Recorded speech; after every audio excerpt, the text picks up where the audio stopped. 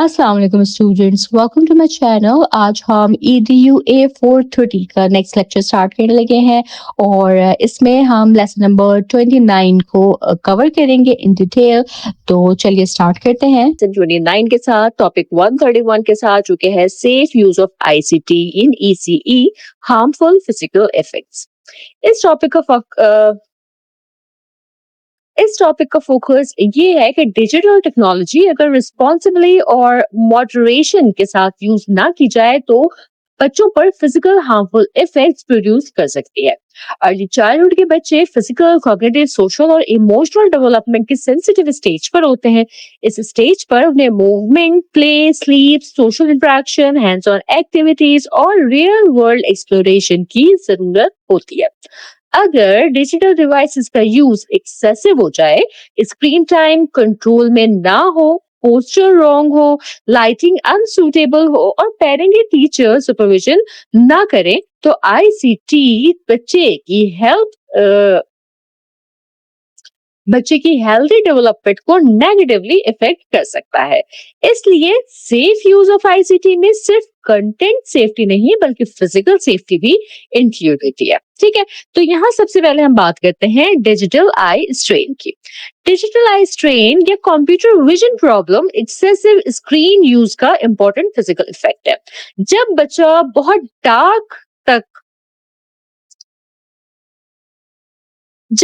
बहुत देर तक mobile, tablet, computer या टीवी स्क्रीन देखता है तो आंखों पर प्रेशर बढ़ता है। इससे आंखों में dryness, burning, irritation, blurred vision, headache और आई फटीग हो सकती है। अर्ली चाइल्डहुड चिल्ड्रन अपनी डिस्कम्फर्ट को बड़ों की तरह क्लियरली एक्सप्रेस नहीं कर पाते, इसलिए टीचर और पेरेंट को साइंस ऑब्जर्व करने चाहिए, जैसे बच्चा आंखें रब कर रहा है, स्क्रीन के बहुत क्लोज जा रहा है या हेडेक की कंप्लेन कर रहा है या स्क्रीन के बाद टायर्ड फील कर रहा है। ठीक है, इस प्रॉब्लम को रिड्यूस करने के लिए स्क्रीन टाइम लिमिटेड होना चाहिए, स्क्रीन ब्रेक्स देने चाहिए, लाइटिंग बैलेंस होनी चाहिए और स्क्रीन बच्चे की आंखों के लेवल और डिस्टेंस के मुताबिक सेट होनी चाहिए। ठीक है, फिर हम बात करते हैं poor posture and musculoskeletal problems की। ICT का एक्सेसिव या रॉन्ग यूज पुअर पोस्चर और मस्कुलोस्केलेटल प्रॉब्लम्स का रीजन बन सकता है। जब बच्चा मोबाइल को झुक कर देखता है, लैपटॉप पे रॉन्ग पोस्चर में बैठता है या टैबलेट को अपने लैप में रख कर लॉन्ग टाइम यूज करता है तो नेक, शोल्डर, बैक और रिस्ट पर प्रेशर आता है। इससे neck pain, back pain, shoulder stiffness और बॉडी पोस्चर इश्यूज डेवलप होते हैं। अर्ली चाइल्डहुड में बॉडी स्ट्रक्चर डेवलपिंग स्टेज पर होती है, इसलिए रॉन्ग पोस्चर का इफेक्ट लॉन्ग टर्म भी हो सकता है। टीचर को इंश्योर करना चाहिए कि ICT कॉर्नर में फर्नीचर जो है वो चाइल्ड साइज हो, चेयर और टेबल की हाइट एप्रोप्रिएट हो और बच्चा अपराइट पोजीशन में बैठे। पेरेंट्स को भी होम पेरेंट्स को भी घर पर बच्चे को बेड पर लेटकर या फ्लोर पर झुककर मोबाइल यूज करने से अवॉइड करवाना चाहिए। ठीक है, नेक्स्ट बात करते हैं sedentary lifestyle and physical inactivity की। डिजिटल टेक्नोलॉजी का एक मेजर हार्मफुल फिजिकल इफेक्ट जो है वो सेडेंटरी लाइफस्टाइल है। सेडेंटरी लाइफस्टाइल का मतलब है ज्यादा टाइम सिटिंग पोजीशन में गुजारना और फिजिकल मूवमेंट कम होना। अर्ली चाइल्डहुड चिल्ड्रन को running, jumping, climbing, balancing, outdoor play, fine motor और ग्रॉस मोटर एक्टिविटीज की जरूरत होती है। ठीक है, अगर स्क्रीन टाइम इन एक्टिविटीज को रिप्लेस करते तो बच्चे की फिजिकल डेवलपमेंट इफेक्ट होती है। फिजिकल इनएक्टिविटी जो है वो obesity, week muscles, poor stamina, poor coordination और फ्यूचर कार्डियोवैस्कुलर रिस्क से लिंक हो जाती है। ठीक है, इसलिए ICT को फिजिकल एक्टिविटी का रिप्लेसमेंट नहीं बनाना चाहिए। टीचर को डिजिटल एक्टिविटी के बाद movement activity, outdoor play, stretching या हैंड्स ऑन टास्क इंक्लूड करने चाहिए। नेक्स्ट हम बात करते हैं obesity and weight related problems की। एक्सेसिव स्क्रीन टाइम जो है ये ओबेसिटी का रिस्क इंक्रीज कर सकता है। जब बच्चे स्क्रीन के सामने ज्यादा टाइम स्पेंड करते हैं तो उनकी फिजिकल एक्टिविटी जो है वो कम होती है। साथ ही कभी कभी चिल्ड्रन स्क्रीन के दौरान अनहेल्दी स्नैक्स कंज्यूम करने लग जाते हैं। ये combination weight gain, low energy, poor eating habits और लॉन्ग टर्म हेल्थ रिस्क का रीजन बनती है। अर्ली चाइल्डहुड में हेल्दी हैबिट्स डेवलप करना बहुत जरूरी है। अगर बच्चे का रूटीन स्क्रीन बेस्ड और इनएक्टिव हो जाए तो हेल्दी ग्रोथ पैटर्न जो है वो फिर डिस्टर्ब हो जाता है। ठीक है, इसीलिए स्क्रीन टाइम को शेड्यूल के अंदर रखना, आउटडोर प्ले को डेली रूटीन का पार्ट बनाना और पेरेंट्स को हेल्दी स्क्रीन रूटीन्स के बारे में गाइड करना जरूरी है। नेक्स्ट बात करते हैं स्लीप प्रॉब्लम्स पे। डिजिटल स्क्रीन स्लीप को, नींद को भी नेगेटिवली इफेक्ट कर सकती है। स्क्रीन्स की लाइट और स्टिमुलेटिंग कंटेंट बच्चे के ब्रेन को एक्टिव रखता है, स्पेशली अगर स्क्रीन बेड टाइम के क्लोज यूज की जाए। इससे बच्चे को नींद जो है वो देर से आती है, नींद की जो क्वालिटी है वो पुअर होती है और नेक्स्ट डे वो बच्चा फिर चिड़चिड़ा, थका हुआ या इनअटेंटिव हो सकता है। मोबाइल डिवाइसेस बेडरूम में रखना भी नींद डिस्टरबेंस का रीजन बन सकता है। अर्ली चाइल्डहुड बच्चों को प्रॉपर नींद की बहुत जरूरत होती है, क्योंकि नींद जो है वो growth, brain development, memory, emotional regulation और लर्निंग के लिए एसेंशियल है। पेरेंट्स को बेड टाइम से पहले स्क्रीन यूज अवॉइड करवाना चाहिए और टीचर को भी पेरेंट्स को गाइड करना चाहिए कि बच्चे के बेडरूम में डिवाइसेस ना रखें। ठीक है, नेक्स्ट हम बात करते हैं हेडेक्स एंड फटीग की। Excessive digital technology use children में हेडेक्स और फटीग भी क्रिएट कर सकता है। Screen brightness, poor lighting, long duration viewing, small screen text, loud sound, fast moving visuals और कंटिन्यूअस कंसंट्रेशन बच्चे को फिजिकली टायर्ड कर सकती है। अर्ली चाइल्डहुड चिल्ड्रन के अटेंशन स्पैन जो है वो बहुत लिमिटेड होता है, इसलिए उन्हें लॉन्ग डिजिटल सेशंस के लिए फोर्स नहीं करना चाहिए। एजुकेशनल कंटेंट भी अगर बहुत लंबा हो तो बच्चा ओवरवेल्म हो सकता है। टीचर को शॉर्ट, पर्पसफुल और इंटरैक्टिव आईसीटी सेशंस प्लान करने चाहिए। स्क्रीन एक्टिविटी के बाद बच्चे को eye rest, water break, movement या हैंड्स ऑन लर्निंग देनी चाहिए। ठीक है, इसके बाद हम बात करते हैं repetitive strain and fine motor stress की। रिपीटेटिव स्ट्रेन भी आईसीटी यूज से लिंक्ड हो सकती है। अगर बच्चा रिपीटेडली माउस क्लिक करता रहे, स्क्रीन टैप करता रहे या कीबोर्ड पर सेम मोशन यूज करता रहे तो फिंगर्स, रिस्ट और हैंड मसल्स पर अननेसेसरी स्ट्रेस आ सकता है। अर्ली चाइल्डहुड बच्चे जो होते हैं उनकी fine motor skills developing stage पर होती हैं, इसलिए डिजिटल टास्क को बैलेंस रखना जरूरी है। फाइन मोटर डेवलपमेंट के लिए pencil grip, clay work, beads, cutting, pasting, blocks और hand manipulation activities equally important है। आईसीटी टास्क को इन फिजिकल एक्टिविटीज के साथ बैलेंस करना चाहिए। इसके बाद हम बात करते हैं reduced outdoor play and motor development की।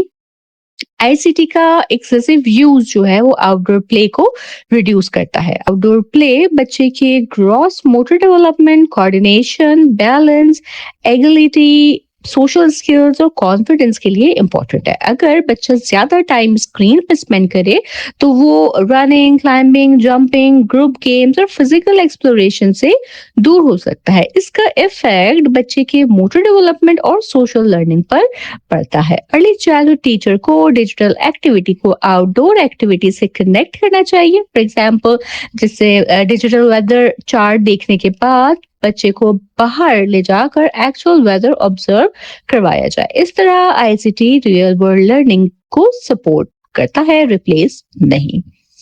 नेक्स्ट आ जाता है over stimulation of the brain. Digital media में फास्ट विजुअल्स होते हैं, bright colours, loud sounds, quick rewards और कंटिन्यूअस स्टिमुलेशन होती रहती है।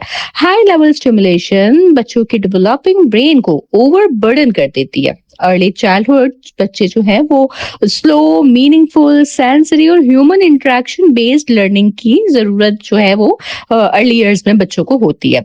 अगर बच्चा continuously fast paced videos, games या एप्स यूज करे तो उसका अटेंशन पेशेंस, सेल्फ कंट्रोल और इमोशनल रेगुलेशन जो है ये इफेक्ट होता है। इसलिए टीचर और पेरेंट को हाई क्वालिटी, एज एप्रोप्रिएट और काम डिजिटल कंटेंट सेलेक्ट करना चाहिए।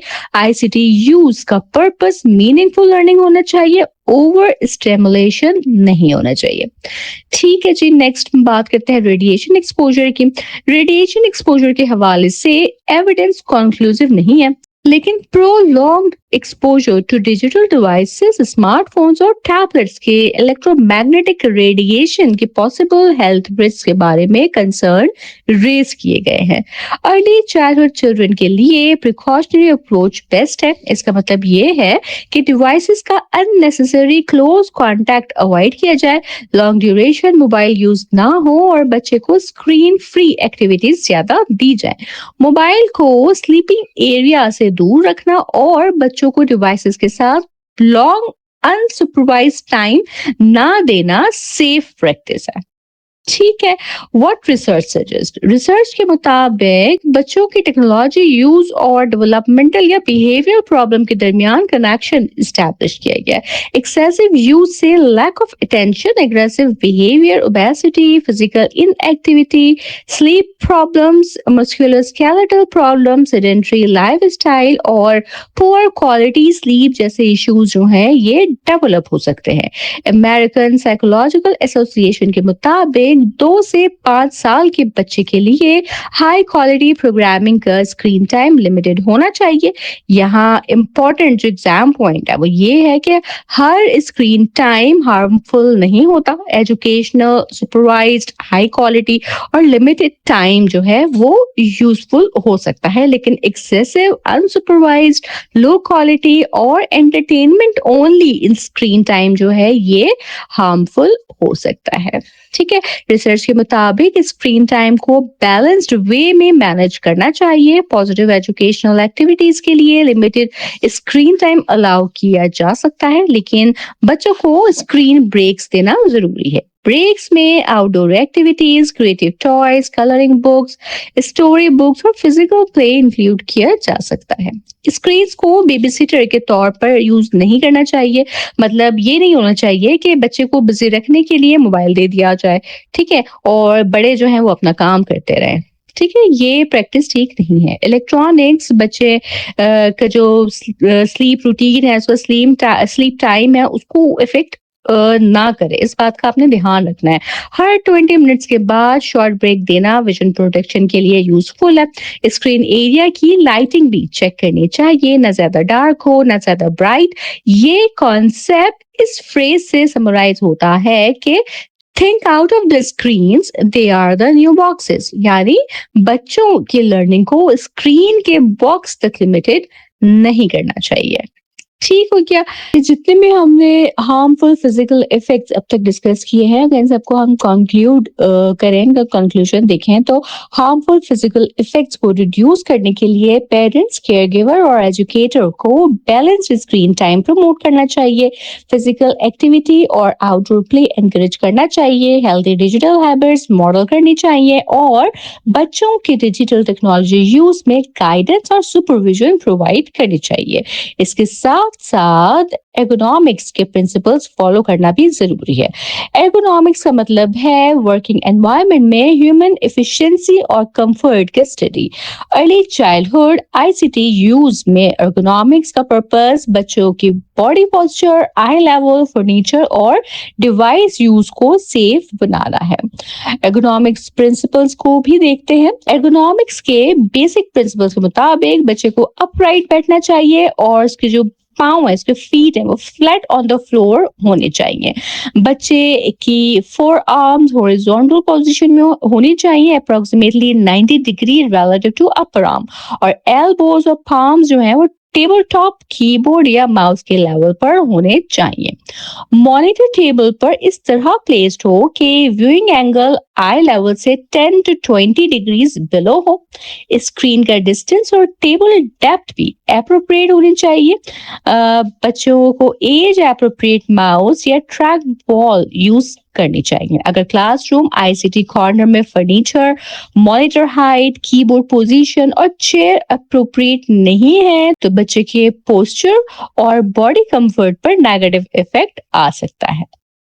ठीक है, इसके बाद हम अपने नेक्स्ट टॉपिक की तरफ बढ़ते हैं, टॉपिक नंबर 133, और यहाँ हम बात करेंगे safe use of ICT in EC की। इसमें हम डिस्कस करेंगे हार्मफुल इमोशनल इफेक्ट्स को। आईसीटी का इम्पैक्ट ना सिर्फ फिजिकल बॉडी तक लिमिटेड नहीं होता, बल्कि बच्चे के इमोशनल वेलबींग पर भी होता है। अगर डिजिटल टेक्नोलॉजी एक्सेसिव, अनसुपरवाइज्ड और इनएप्रोप्रिएट वे में यूज हो तो cyber bullying, social comparison, low self esteem, fear of missing out, social isolation, depression, anxiety और इमोशनल डिसरेगुलेशन जैसे इश्यूज जो हैं वो डेवलप हो सकते हैं। और चाइल्डहुड चिल्ड्रन इमोशनल रेगुलेशन सीख रहे होते हैं, इसलिए डिजिटल एक्सपीरियंसेस उन पर स्ट्रॉन्ग इफेक्ट डाल सकते हैं। यहाँ हम बात करते हैं साइबर बुलिंग की। साइबर बुलिंग का मतलब online harassment, bullying, teasing, intimidation या हर्टफुल बिहेवियर है। ये social media, messaging apps, online games या डिजिटल प्लेटफॉर्म्स के थ्रू हो सकता है। साइबर बुलिंग बच्चों के इमोशनल हेल्थ पर सीवियर इफेक्ट डाल सकते हैं। बच्चे खौफ, shame, isolation, low self esteem, anxiety और डिप्रेशन फील कर सकता है। Early childhood children online social platforms पर इंडिपेंडेंटली नहीं होने चाहिए, लेकिन फिर भी डिजिटल गेम्स, वीडियोस या एप्स के थ्रू नेगेटिव कम्युनिकेशन का एक्सपोजर पॉसिबल है। टीचर्स और पेरेंट्स को बच्चों को ये सिखाना चाहिए कि अगर ऑनलाइन कोई हर्टफुल या अनकंफर्टेबल चीज हो तो ट्रस्टेड एडल्ट को इमीडिएटली बताएं। ठीक, नेक्स्ट बात करते हैं social comparison and low self esteem की। सोशल मीडिया और डिजिटल प्लेटफॉर्म्स पर लोग अक्सर आइडियलाइज्ड और क्यूरेटेड इमेजेस शेयर करते हैं।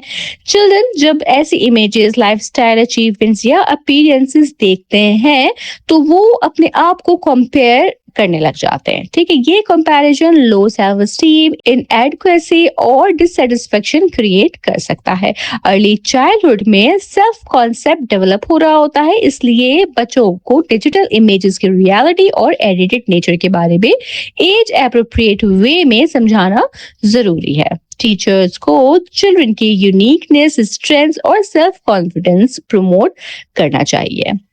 फियर ऑफ मिसिंग आउट पर आते हैं। फियर ऑफ मिसिंग आउट या फोमो का मतलब ये है कि ये फील करना कि दूसरे लोग हमसे ज्यादा एक्साइटिंग, एंजॉयबल या फुलफिलिंग एक्सपीरियंसेस कर रहे हैं और हम कुछ मिस कर रहे हैं। डिजिटल मीडिया और सोशल प्लेटफॉर्म्स फोमो को इंक्रीज कर सकते हैं। बच्चा एंशियस, लेफ्ट आउट, इनसिक्योर या सोशली डिस्कनेक्टेड फील कर सकता है। अर्ली चाइल्डहुड में ये कॉन्सेप्ट सिंपल फॉर्म में अपीयर हो सकता है, जैसे बच्चे किसी डिजिटल गेम, कार्टून, ट्रेंड या ऑनलाइन एक्टिविटी को मिस करने पर अपसेट हो जाए। पेरेंट्स और टीचर्स को बैलेंस रूटीन और रियल लाइफ एंगेजमेंट को प्रमोट करना चाहिए ताकि बच्चा डिजिटल कंपैरिजन से बच सके। इसके बाद हम बात करते हैं सोशल आइसोलेशन एंड लोनलीनेस की। Excessive digital technology use paradoxically social isolation और लोनलीनेस का रीजन बन सकता है। जब बच्चा रियल लाइफ इंटरेक्शंस की जगह स्क्रीन के साथ ज्यादा टाइम स्पेंड करता है तो पीयर इंटरेक्शन, फैमिली कम्युनिकेशन और सोशल स्किल्स डेवलपमेंट जो है वो रिड्यूस होने का अंदेशा होता है। अर्ली चाइल्डहुड में sharing, turn taking, empathy, expression और relationship skills real social interaction से डेवलप होती हैं। अगर बच्चा डिजिटल वर्ल्ड में ज्यादा एंगेज हो और रियल इंटरेक्शन कम हो तो मीनिंगफुल रिलेशनशिप्स डेवलप करना डिफिकल्ट हो सकता है। टीचर को आईसीटी को कोलैबोरेटिव एक्टिविटी के तौर पर यूज करना चाहिए, आइसोलेटेड स्क्रीन यूज के तौर पर नहीं। नेक्स्ट हम बात करते हैं डिप्रेशन एंड एंजाइटी की। Excessive digital technology use, cyber bullying और डिस्ट्रेसिंग या वायलेंट ऑनलाइन कंटेंट डिप्रेशन और एंजाइटी में कंट्रीब्यूट कर सकते हैं। रेजिस्टेंट सैडनेस, फियर, होपलेसनेस या वरी बच्चे की डेली फंक्शनिंग और लर्निंग को इफेक्ट कर सकती है। अर्ली चाइल्डहुड चिल्ड्रन इमोशंस को क्लियरली वर्बलाइज नहीं कर पाते, इसलिए पेरेंट्स और टीचर्स को बिहेवियरल साइंस ऑब्जर्व करने चाहिए, जैसे irritability, withdrawal, sleep problem, crying, aggression या loss of interest. Digital safety का रोल यहाँ सिर्फ कंटेंट ब्लॉक करना नहीं बल्कि सपोर्टिव एनवायरनमेंट क्रिएट करना भी है।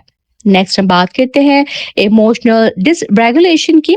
एक्सेसिव स्क्रीन टाइम और स्टिमुलेटिंग कंटेंट बच्चे की इमोशनल रेगुलेशन को डिस्टर्ब कर सकता है। इमोशनल डिसरेगुलेशन का मतलब है बच्चा अपने इमोशंस को मैनेज नहीं कर पा रहा।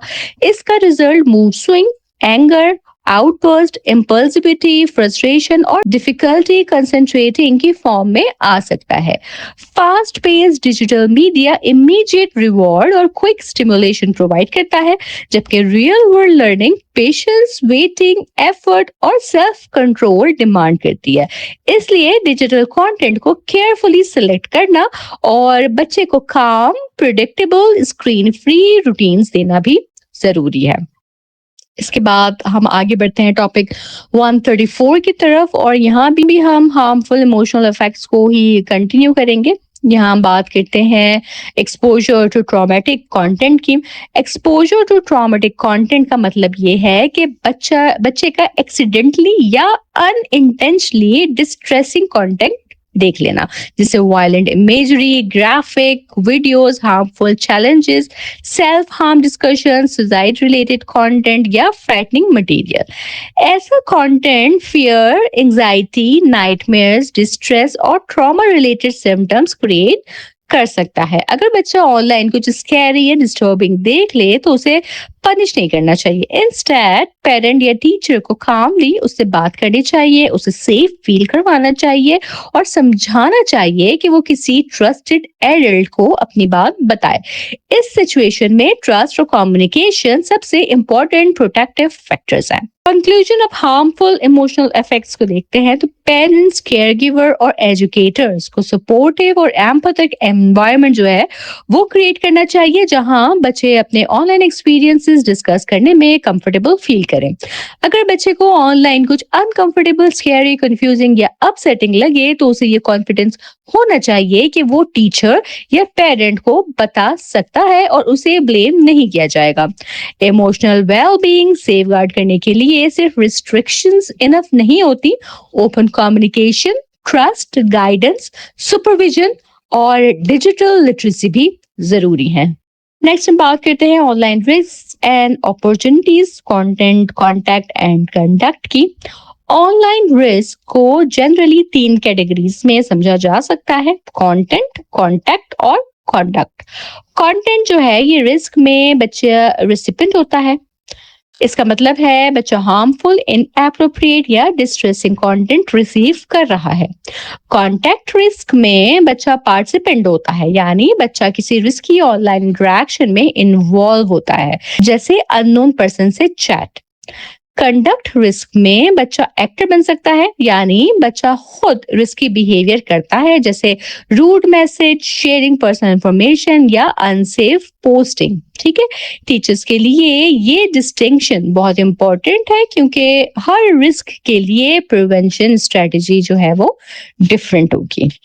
ठीक हो गया जी। इसके साथ ही हमारा लेसन नंबर 29 यहाँ मुकम्मल होता है। मुझे उम्मीद है कि ये आपको अच्छे से समझ आया होगा। अगर आपके कोई सवालात हों, कोई फीडबैक आप देना चाहें तो जरूर मुझे कमेंट सेक्शन में बताइएगा।